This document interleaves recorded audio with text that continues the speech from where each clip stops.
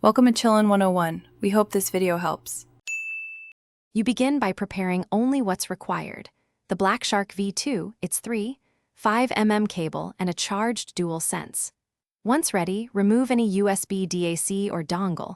Those route audio differently and break the only supported path. Now plug the cable into the headset, then into the controller's jack so audio flows analog.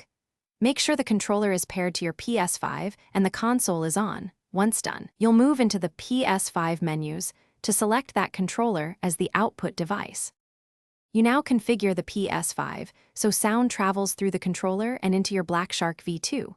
Navigate to Settings, then Sound, then Audio Output.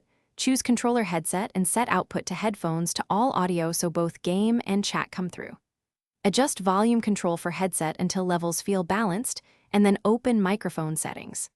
Select the controller's built-in microphone, run the level test, and make sure voice detection is active. Once done, join a party or start a quick match to verify stereo and mic behavior in real conditions. You finish by validating the setup in real use. Join a party, speak, and listen for game audio. Fine-tune the controller volume and microphone level until clarity is good and no clipping occurs. If something fails, first reseat the 3.5 cable fully. Loose insertion is the most common fault. If still dead, try a different dual sense or power cycle the Ps5.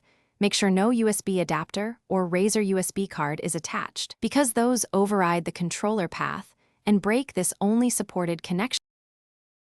Thanks for watching. Consider subscribing if we helped you.